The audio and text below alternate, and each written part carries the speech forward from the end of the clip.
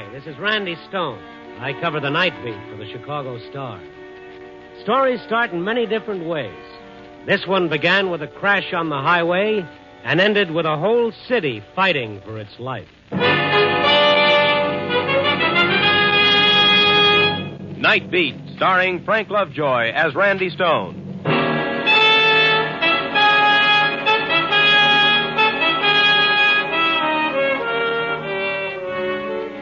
Joe's Diner is located about 10 miles out of town on the highway going north to St. Paul. Joe caters to the truck drivers who wrestle those big 20-ton diesel jobs. You know, the ones that scare the pants off you when you have to edge over to the side of the road so that they can pass. It's strictly a man's spot. The steaks are juicy, and the conversation even juicier.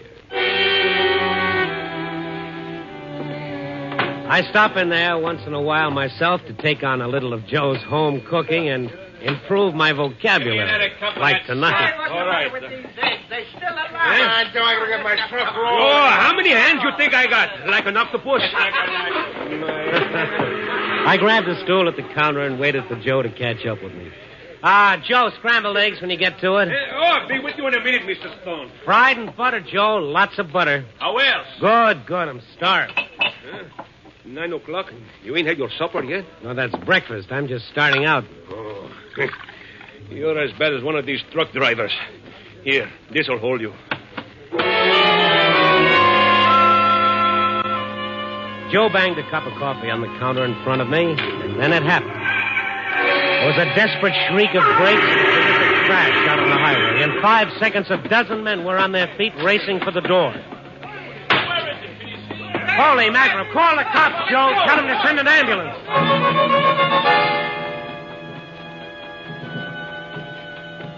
It was almost a quarter of a mile away, but long before I got there, I could make out the shape of a big semi-trailer truck, and jammed into its rear end a brand-new sedan.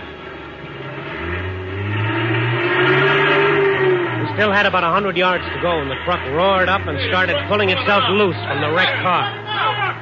Get his license number, somebody! But the guy on the truck hadn't put his lights on, and he pulled away before anyone could get close enough. The sedan was there over on one side, and it was a mess. The boys got the car right side up and dragged the driver out. He was soused to the gills. In a little while, the cops were there working him over. And then I saw this other guy over by the ditch across the road. Hey, you all right? Run out on me. Run out. Who ran out on you? Are you hurt? Look, mister, I got to get away from here. Oh, I see you were in the truck. Yeah, I was in the truck. Look, I got to see a doctor. This hand of mine. Cops will take care of it for you until the ambulance gets here. I don't need no ambulance. Here's another one over here, Sergeant. Okay. I tell you, I can make it okay. Well, hello, Stone. How did you get here? Fly? How are you, Sarge? This fellow in the wreck? He was in the truck. Yeah? What's your name? Harry Waldo. Driver's helper? No, I just bummed a ride. The guy gave me a ride about 100 miles back. Where do you live? Here, Chicago. You get the license number of the truck? No, I didn't pay no attention. What was the driver's name, Waldo? I didn't ask him. Who was he driving for? Was there a sign on the truck? No, it was dark when he picked me up. I didn't notice. What was he hauling? What should I know? I just bummed a ride. Say, who is this guy, officer? Do I have to answer his questions? It won't hurt any. Was it a refrigerated truck? No, it wasn't. Well, that's the first thing you seem sure of. How come? Well, it was kind of all beat up, and... Well, it just didn't seem like no icebox, that's all. This guy's trying to play hide-and-go-seek with you, Sergeant. That truck was a cooler, and he knows it. How come you're so sure? Ammonia gas. Can't you smell it? It's all over the place, including your overalls. Hose connection must have broken in the crack-up. Look, wise guy, whoever you are... Randy Stone, Chicago Star. This officer wasn't Come here. on. None of that now. Okay. I'm in the truck. There's a crash, and I get out to see what hit us. And while I'm on the ground, a truck driver pulls out on me. So what does that make me? A suspect in a murder case? Or just paperboy just looking for a story? Oh, sure. I'm always looking for a story. Brother, this sure has the makings of one. A fish story. The sergeant got a few more vital statistics on Harry Waldo and then let him go with the usual business about keeping in touch in case the police wanted him for further questioning. After the mob cleared, I went over the area again in the dark. There was nothing. In the ditch, I noticed a battered-up wooden box, the kind they ship butter in. There was nothing there. So I went back into Joe's and phoned the story into my paper. I told the city desk where I could be reached, and then I got busy on that much-delayed order of scrambled eggs. Oh, they're good, Joe. Hey, the others got cold. I made them fresh. Lots of butter, the way you like. Thanks, Joe. You know, I can't get over that truck running out on the crash. What do you want to do that for? Must have known it wasn't his fault. Well, who knows, Joe? Maybe he had a date. Yeah. Hello, Joe's Diner. Joe's talking. Yeah. Hold on. It's for you, Mr. Stone. Take it in the booth. Okay, thank you. Hello. Andy, this is Mac on the desk. Oh, well, that figures. On that crash story you phoned in, is that all you can give us? What else do you want? How about the truck? What was it hauling? I'm sorry, Mac. All I know is what I phoned in. Did you ask around? Well, of course I asked. Nobody knows. If you'd like to send out one of your better men for a follow-up... funny stuff, Randy. Could the truck have been hauling butter? Butter? Why? Something came in on the wires this afternoon. I thought we could tie it in with the truck running out. How? I'll read it to you. It's date line Emerson, Manitoba, Canada. This city, hard hit by recent floods, reports theft of 21 tons of contaminated butter, which was being removed from the Ajax Creamery for disposal. Contaminated? The condemned butter, bearing the trade name of Dandy D, had been submerged for 3 weeks in stagnant sewage water because of recent flood conditions. Health authorities have expressed fears the butter may become the cause of a widespread typhoid epidemic. Typhoid? You think there could be any connection, Randy? 20 tons of typhoid fever in Chicago? It makes sense, Randy. It's only a little over 900 miles from the border, 2 days by fast truck. And it's a cinch they'd have a tough time getting rid of it any closer. Randy, you still there? Yeah. I'm not feeling so good, but I'm here. What's the matter with you? Just feeling that I'm on the verge of a story, one that I can do without. I ran back out to the ditch where I'd seen the wooden box. It was there all right. My heart sank when I lit a match and read the words, #1 Creamery Butter, Canada. Then I kicked the box over and saw a couple of greasy packages. There was some sort of a wrapping on them. When I read the words Dandy D, I began feeling bugs crawling down my throat. I went back to Joe's and got all the newspaper I could find and a pair of cotton gloves to boot. Then I picked up the box, put it in my car, and drove down to the Star. Mac's eyes popped through his glasses when he saw it. He got some Board of Health official out of bed and gave him the story over the phone. By the time we were through taking pictures, they had a crew of experts there to haul the stuff down to the lab for analysis. In the meantime, I helped Mac fix up a spread for the morning paper in the biggest, blackest type we had. Well, does that make you feel any better, Randy? Yeah, it sure does. That warning ought to make a suspect out of every pound of butter in town. Nobody could possibly buy the stuff now. They'll have to ditch it. Randy, there's over $10,000 worth of butter on that truck. Typhoid or no typhoid, those guys are going to try to sell it. But how can they? No trick to change the wrapper. Only one way to stop them. Find the truck. Oh, yeah. I'll tell them that down at police headquarters. Yeah. Wait a minute. All right. Close that door. City desk. Yeah, Mac talking. Oh, you did? You sure? Yeah. Yeah, we'll do all we can. Yeah, thanks for calling. Who was it? On your way down to police headquarters, Randy, you can take a little time out to pray. That was the lab man from the Board of Health. Well, what was the verdict? That butter is crawling with pestilence and death. Typhoid? Pestilence and death. Those were his exact words.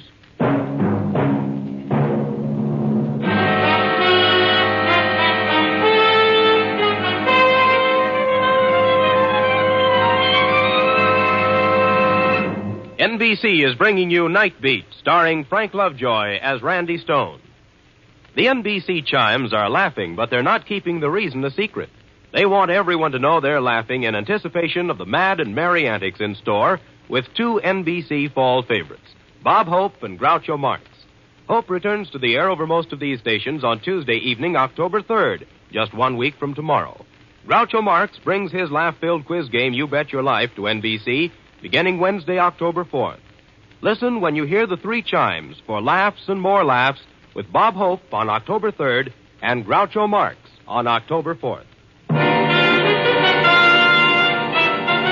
And now back to Nightbeat and Randy Stone. At first, the police treated the typhoid butter story like it was a circulation builder for the Star.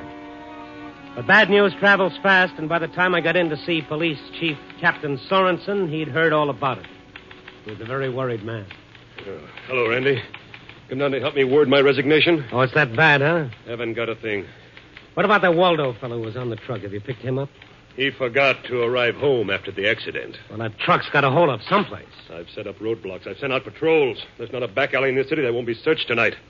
But we still have no real description of the truck. Well, have you checked all cold storages and creameries? First thing, nothing's come in. You know, Mac thinks they may change the wrappers on the butter. Maybe if you call the printers. No good, Randy. You can buy wax butter wrappers in any paper supply house. This thing has been pretty well thought out. Well, no use my adding to the confusion around here. I mind if I go down to this Waldo's place and have a look around? Of course not. It's a boarding house over on St. Mary's Avenue. But look out for the old lady who runs the place. She'll talk you into a corner and keep you there. Don't worry about me, Captain. With little old ladies, I come out fighting all the time. It was 11:30 when I pulled up in front of Harry Waldo's address. It was one of those sad-looking houses that seemed to be held together by memories of what they used to be 40 years ago. Now there was a sign in front that read, Furnished Rooms, Mrs. Angela Barr. I rang and waited. Someone had drawn the curtains apart a little and was giving me the once-over. Yes, Mrs. Barr, yes. What is it? can you open the door, please? It's urgent. Goodness gracious, you police are the most persistent... I'm not with the police, Mrs. Barr. Not with the police. But you must be. They've been coming and going all night long. No. I'm a newspaper reporter on the Star. My name is A Ren. newspaper reporter. What a pleasant surprise. I declare I'm so excited. You must come in the kitchen and I'll make a cup of coffee. No, thanks very much. You're very kind, but I really What must... did you say your name was? Stone, Randy Stone. Oh, yes, of course. You sure you wouldn't like some coffee? No, nothing, thank you. Mrs. Barr. Oh, goodness, she's awake. Mrs. Barr, who is it? It's all right, Nancy. It's just a visitor. Go back to sleep, dear. Is Mommy home? I'm scared. Now, there's nothing to be afraid of. Your mother will be home in a little while. Just go back to sleep like a good girl. All right. That's quite a cough. Yes, the child has had such a cold. Poor Ellen is worried sick about her. Ellen? Her mother, Ellen Spencer. She's one of my tenants. Oh, yes. Look, Mrs. Barr, I wanted to ask you some questions about another of your tenants. Oh, yes. Mr. Waldo. The police have been bothering me all night. Whatever has he done? The police wouldn't tell me. Well, he's done plenty. He's stolen a truckload of butter from the flood area up north. Stolen? Well, that's not all. That butter is contaminated with typhoid. If it ever gets into circulation, we'll... Oh, how dreadful. How very dreadful. Mrs. Barr, I have a favor to ask. Now, how could I possibly do you a favor, Mr. Stone? I'd like to have a look at Mr. Waldo's room. But the police have already been through his room. Yes, I know, but you know how it is when you've got to write a story. There's nothing like seeing it firsthand. But at this time of night, do I have to let you in? Well, legally, no. Well, then, You mean you refuse? not exactly. Only surely a rich and powerful paper like the Star. Now that Mr. Waldo has disappeared, I'm sure I'll never get the rent he owes me. Yes, I see. Now, how much? Oh, dear. Money is so hard to come by when you're old and alone. Now, if I had the $50, Mr. Waldo... It's owed worth me- 10. so little. Oh. Oh, but then, you're such a nice young man. And I do enjoy your newspaper so much. I'll take it. Her bright little eyes glistened as she took the 10 spot. Well, I guess it's like that when you're old. You can't eat too well. You can't sleep too well. You see life slipping by, but a 10 spot is something you can smooth out, put away, and look at again and again. Mrs. Barr followed me around as I went through Waldo's room. For a change, she had very little to say. I opened the drawers in his dresser. I looked under the bed. The kid in the next room was coughing again. I opened the closet door, and the smell that hit me was sharply familiar. Ammonia. In the corner, I picked up a pair of overalls that was saturated with the stuff. My friend Waldo had been home and changed. The phone downstairs started to ring. Oh, dear, the telephone. Want me to get down and answer No, it? no, it's probably Ellen. She's so worried about the child. Will you come down now? Just another minute. Oh, dear, oh, dear. You won't be long. I'd like to borrow these overalls if it's all right. Probably covered with germs. Hello. Wow, hello. What are you doing in Mr. Waldo's room? Are you a burglar? No, of course not. I'm one of Mr. Waldo's friends. Then can you tell me when my Uncle Jim is coming back? He was going to bring me something from his trip. Well, that's nice. Where did Uncle Jim go? He went away with Mr. Waldo in the truck. But Mr. Waldo is back and not Uncle Jim. Oh, does he drive a truck, your Uncle Jim? He doesn't drive it. He owns it. And he gives me a ride in it, too. Mm-hmm. Your Uncle Jim live here? Oh, yes. Uncle Jim is my really real uncle.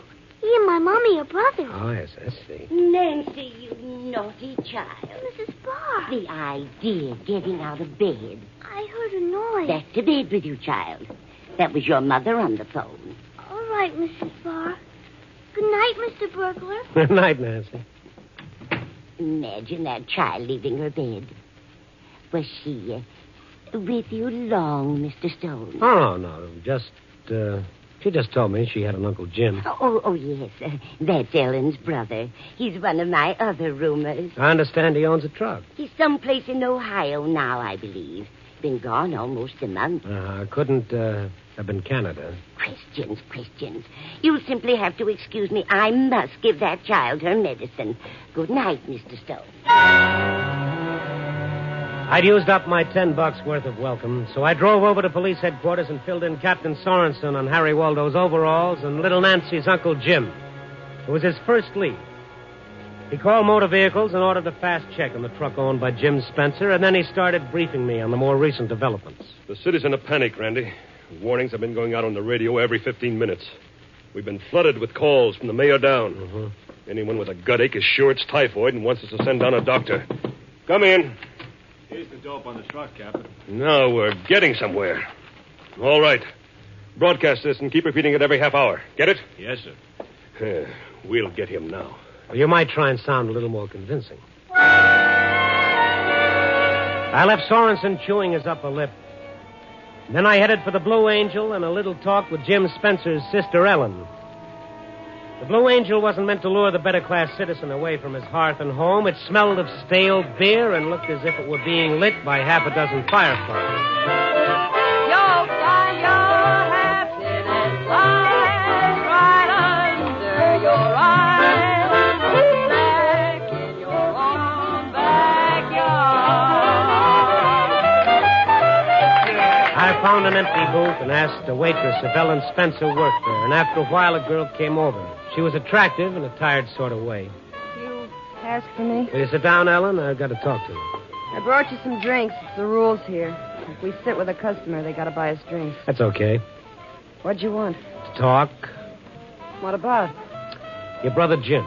You a cop? No. What about Jim? Where is he? I don't know. What business is it of yours? When did your brother and Harry Waldo leave on their last trip? A week ago. Mrs. Barr said Jim was in Ohio. Ah, that old hag. She's in her second childhood. Mm-hmm. Jim hasn't phoned you tonight? No. What's all the noise about anyway? The kid gets scared and runs out in a traffic accident, so they'll catch him and give him 30 days. He'll be back. Who told you about it? I heard it over the radio. Really? How did you know it was Jim? Well, I... You spoke to Harry. Yeah. He phoned me to tell me Jim was all right. Did he tell you they were hauling a load of stolen butter? Did you listen to the warnings over the radio about that butter? It's loaded with typhoid, that stuff is. Oh, that's a lie. Just a smart police gag to get the butter back. Harry tell you that, too? We got some of that butter, Ellen. It's been soaked in sewer bilge for a month. Jim wouldn't touch anything like that. He's a good kid. Maybe Jim thinks it's a gag, too. Might even get to eat some of the stuff. I don't know what you're talking about. Look, mister, I'd better go back to work. Ellen, you want it on a... I'll have to leave now. If you hear from Jim, tell him what he's up against. Yeah. Yeah, I will. And tell him to wash his hands. Good. I followed her to the phone booth or whatever the call was. It was brief. She hung right up, so I went outside, watched her through the door. In a few minutes, she came out wearing a coat. I slipped around the corner, watched her climb into a cab. I jumped into my car and followed. The cab stopped in front of her house. I parked my car half a block away, waited until all the lights went off, and then I got out and walked around to the back of the house. Somewhere inside were the directions to that missing butter. It was easy raising one of the kitchen windows. I climbed in. I stood for a minute, getting used to the dark. And then suddenly a switch flicked on and the place was flooded with light. Randy Stone, a squire, standing there, stupidly blinking his eyes. Ellen walked a few steps toward me. She didn't scream. She didn't holler. Isn't this carrying your job a little too far? I knocked on the door, but nobody answered, so I turned the knob. Well, turn it again and get out. Somebody phoned you just before I left the Blue Angel. Was that Jim? That's none of your business. Now get out. If I go, Ellen, the place will be swarming with police in 15 minutes. What do you mean? Just this. You know where Jim is. If you won't tell me, you'll have to tell the cops. And when you do, you'll be involved. They'll make you an accessory. Well, let him. Where's the old lady? Out for a drive. At 1:30 in the morning? She's the one who phoned me. She said she was going batty with cops hanging around. She had to get out of the house. Ellen, for the last time, where's Jim? I told you before, I don't know. They're closing in on him. You'll be doing him a favor if they get him before he's sold any of that stuff. Oh, are you still working that typhoid gag? It's no gag, believe me. You want the lab report on it? No. All right, then listen to it this way. Maybe you'll understand it. The kid sits down to eat, and his mother hands him a piece of bread and butter, only it's not butter. Something that's been lying around in the filthy sewer water for a long time. 10 or 11 days, the kid gets sick, like your kid. He's burning with fever one minute, and the next minute he's as cold as ice. His tongue is thick, and his guts feel like they're bursting. That's what typhoid is like. Stop it, will you? If a good doctor gets to him, the kid may live. Lots of kids may not be that lucky, Ellen. Also, you can keep your kid brother out of jail. Look, I don't know where he is. When did you talk to Walter? He phoned me at the club. He laughed about that typhoid stuff. Where did he phone I from? don't know. Someplace in town. Now, let me alone. Would that be... I'll take that. No, you won't. Ellen made a grab for the phone, but I beat her to it. She clawed at me. I had to get rough, but I got the receiver. Hello. This is the long-distance operator. Yes? On your call to Elwood, we are unable to contact Mr. Jim Spencer. Shall we continue to try? No, thank you. Was that Elwood? Yes, sir. Elwood, Illinois. Thank you, sir. That was it, so they'd gone on to Elwood. I called Captain Sorensen. He picked me up in a squad car with two of his best men. It was a 70-mile ride to Elwood, and we made it in a little over an hour. It was after 3 a.m. when the clerk at the only hotel in town showed us his register. There was no Waldo and no Spencer. Then Sorensen got a bright idea. He asked the clerk if there was a creamery in town. There wasn't. No cold storage plant either. Just old Mayor Hoskins' ice house down the road. We jumped into a car and drove over there.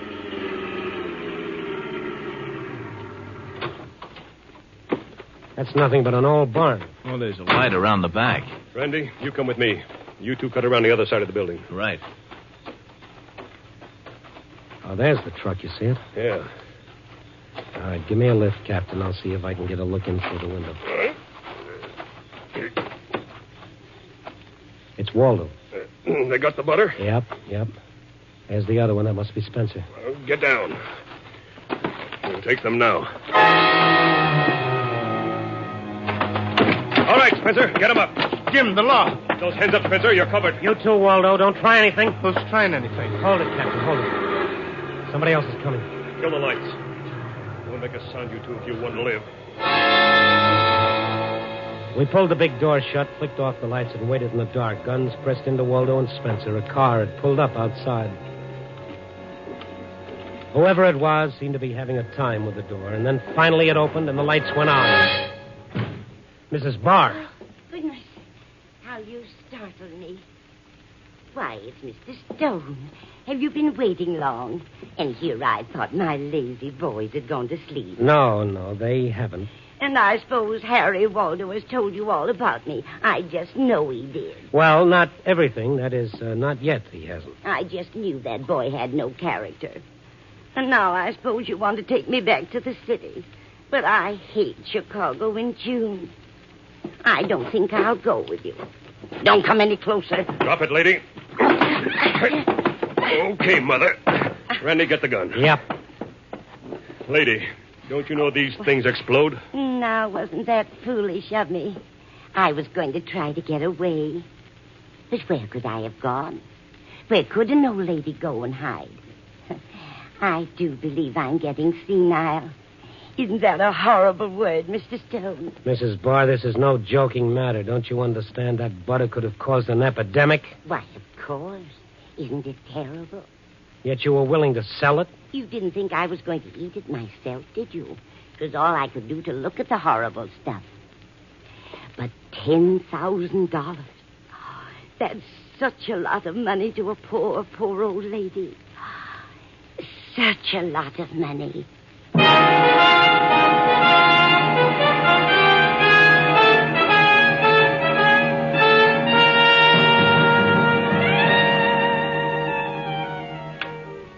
$10 a.m. and it's all buttoned up. Oh, brother, what a nightmare if a thing like that had ever happened. And all from ignorance and greed. What's that old wheeze about money being the root of all evil? Well, it's not just money. There's got to be a touch of insanity sprinkled in along with it. Like that poor old lady. Poor? When the cops ran a make on her, they uncovered a fascinating record of over 50 years of criminal history, not to mention a dozen bank accounts. Guess she didn't trust banks any too much. Such a sweet old doll. Well, at least I got to see the sun come up this morning while we were driving back, climbing up into the sky like a great big yellow ball of butter. Oh, no, what am I saying? Copy, boy.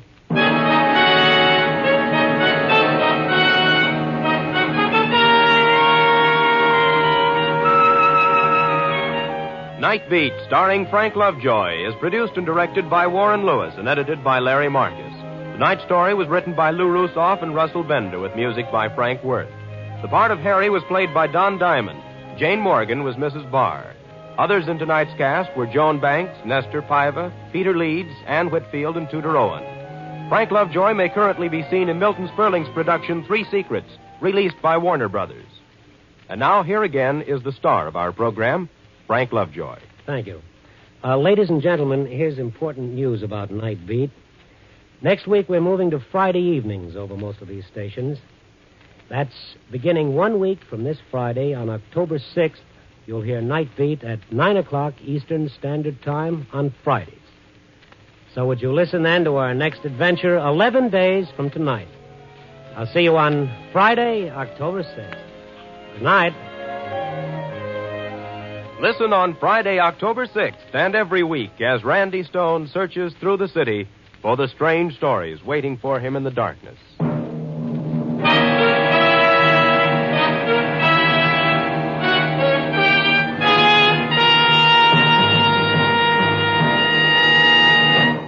Nightbeat came to you from Hollywood.